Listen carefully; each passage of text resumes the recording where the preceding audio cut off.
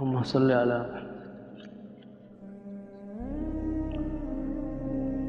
হযরত মুআবিয়া ইবনে হিদাহ রহমতুল্লাহ আলাইহি রাদিয়াল্লাহু তাআলা আনহু থেকে বর্ণিত রাসূলুল্লাহ সাল্লাল্লাহু আলাইহি সাল্লাম বলেন, ওয়াইলুল লিল্লাযী ইউহাদ্দিসু বিল হাদিস লিইউদহিকা বিহিল কওম।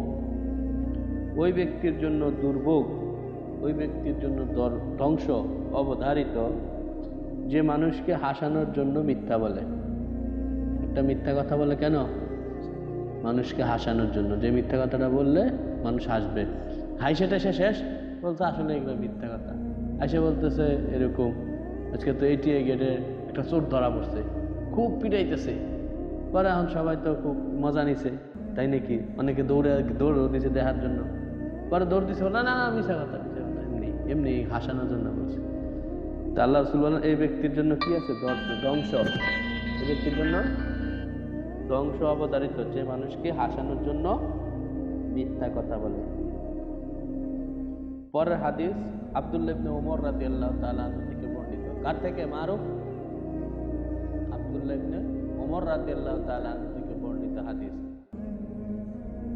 ক্বালা, আল্লাহ রাসূল বলেন, ইদা কাযাবাল আবদু তাবাআদা আনহুল মালাক। যখন মানুষ মিথ্যা কথা বলে তখন মানুষের কাছে কিছু রহমতের ফেরেশতা থাকে। কি থাকে? রহমতের ফেরেশতা থাকে। এই ফেরেশতা তার থেকে দূরে চলে যায়, মিলান, একেবারে 1 মাইল দূরে চলে যায়। 1 মাইল এখান থেকে কত দূর হবে? 1 মাইল আমাদের এখান থেকে ফকিরবাড়ি হবে না ব্রিজ পর্যন্ত? ফকিরবাড়ি হবে না? কি মনে করো ফকিরবাড়ি পর্যন্ত চলে যায়।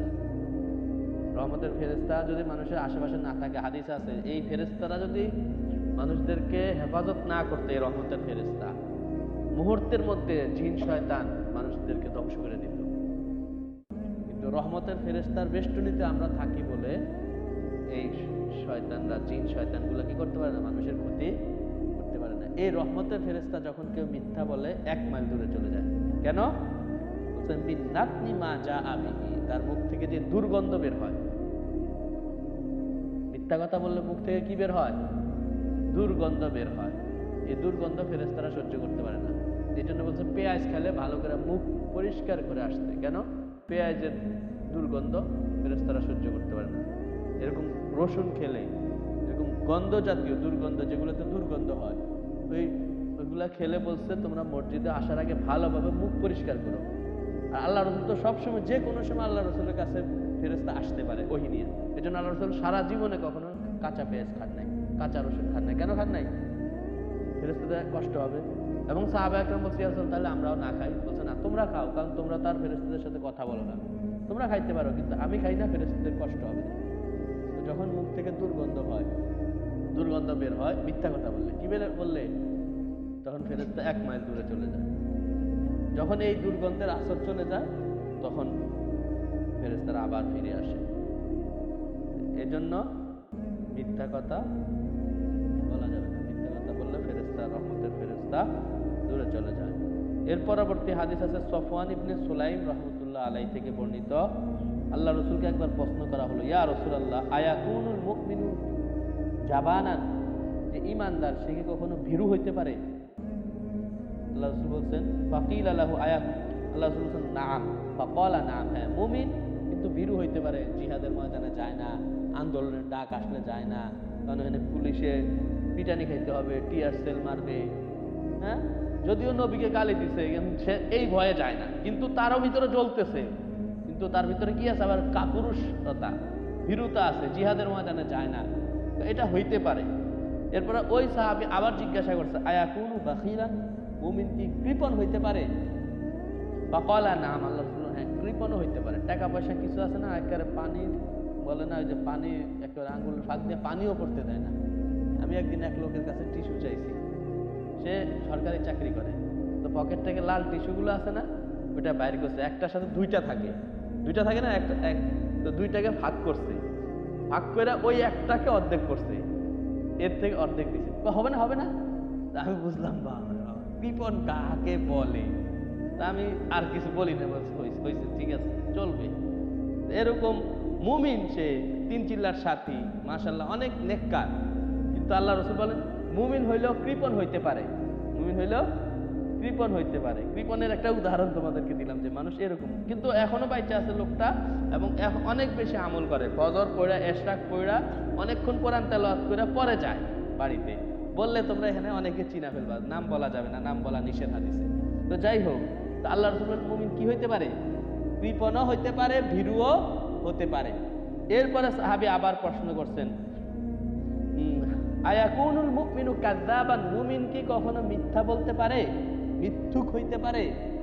আল্লাহ রাসূল বলেন না, ক্বালা লা, মুমিন কখনো মিথ্যা বলতে পারে না। ঈমান আর মিথ্যা এটা একসাথে হইতে পারে না। তাহলে দেখো মিথ্যা বলা কত বড় মারাত্মক অপরাধ আল্লাহ তাআলার কাছে। আল্লাহ রাসূল বলেন যে মুমিন কখনো কি বলতে পারে না, মিথ্যা বলতে পারে না। তাহলে আমরা মিথ্যা বলবো? খবরদার, জান চলে যাক তারপরে কি বলে ফেলবো? সত্য বলে ফেলবো। জান গেলে যাক, মিথ্যা বলা যাবে না। শুধু 3 জায়গায় মিথ্যা বলা যায় আছে। কয় জায়গায়?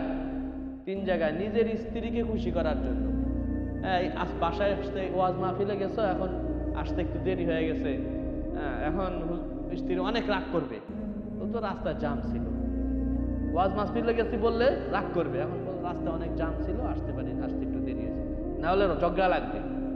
2 নাম্বার, দুইজনে মিলে ঝগড়া লাগছে, এমন ঝগড়া লাগছে, এখন একটা মিথ্যা কথা বললে এদের ঝগড়াটা মিটে যায়, এদের মধ্যে যে ঝগড়া দ্বন্দ্ব চলতেছে এটা মিটে যায়।